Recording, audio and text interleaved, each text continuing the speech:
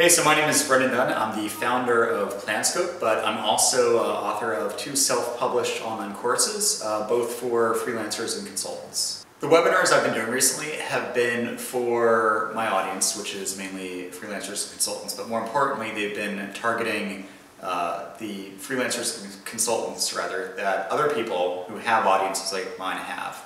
And I've been creating webinars that are basically putting myself in front of an audience that isn't my own.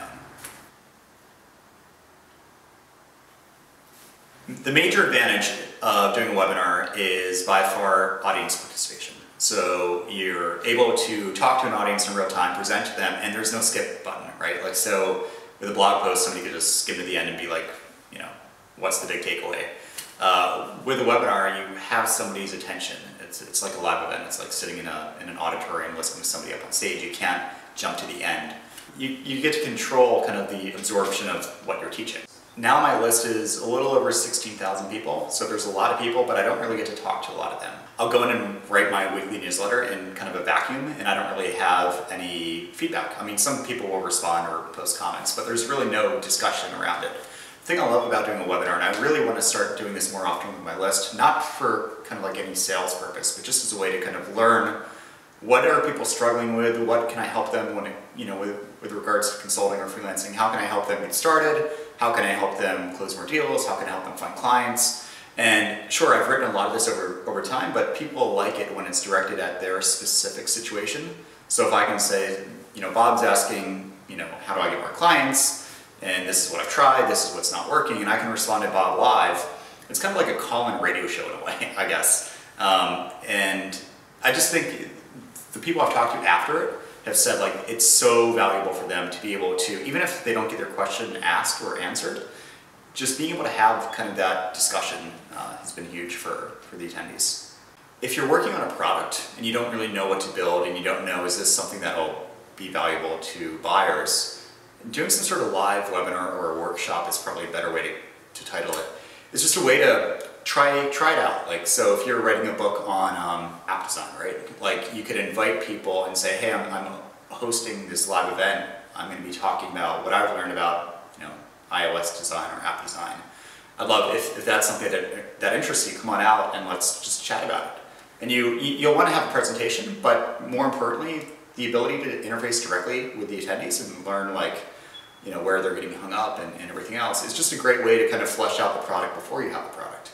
The biggest lesson that I've learned is you really want to make sure that the webinar that you host is really valuable in its own right. So regardless of if you're selling anything at the end, you really want to make sure that no matter what, anyone who attends is like, that was worth it. Like, no one should be like, wow, I just sat through this hour presentation, all I got was a pitch at the end, right? Like, it should be valuable in its own right.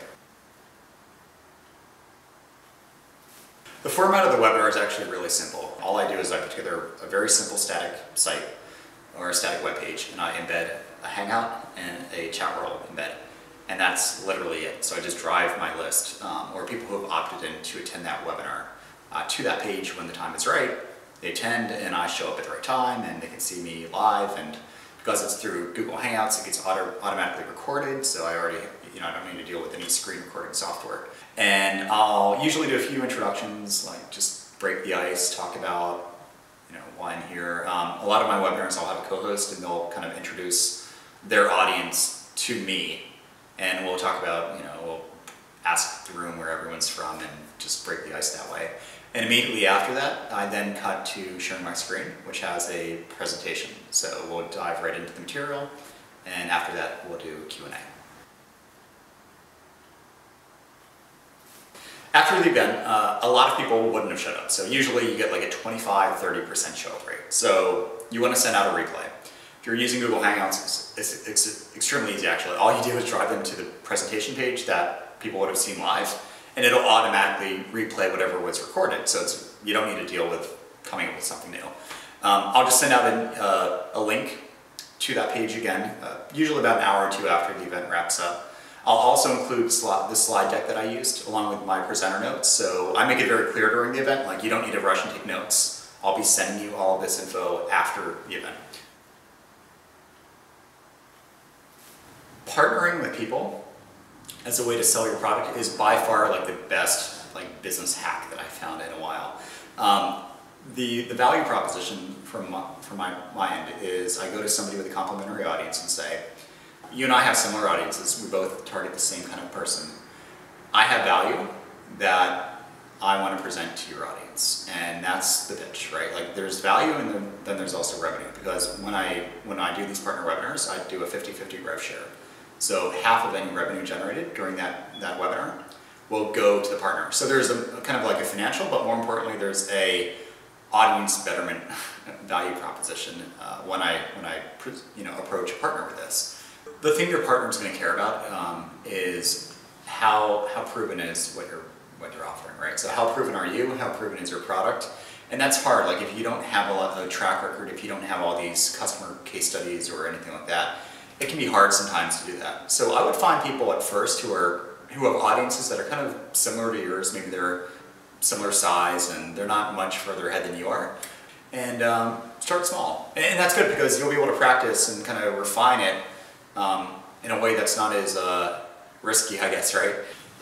The results in terms of the amount of effort I've had to put into this so far have been amazing, because you really write the presentation once. The follow-up and pre-event series is kind of, you do it once and just rinse and repeat for each event. When I've done these events, I really have 3 goals in mind. The first goal is to bring more value to my partners' lists. So if my partner has an audience, I want to make it so they create more social currency with their audience, so that they look at to be like the good guys. Like, wow, they helped us by connecting with this guy Brennan, and we've learned so much, and now we're better off. Thank you, so and so, right? So that's the first goal. The second goal is obviously financial for myself and the partner, and the third part is really just being able to connect with more people. I'm very proud of my product. It's helped thousands of people over the last 2 years. It's helped people stay in business longer, make more money, and live an overall better life. And this is just a way to kind of quickly get the product in front of more people and get the kind of what I'm teaching through that product in front of more people. If you're just starting out and let's say you don't have tens of thousands of people on your list and you don't have this kind of long-term success, I guess, with your products already. Even if you just have a list of a few hundred people, invite them to an event, like do something live, like make it so your list can interact with each other.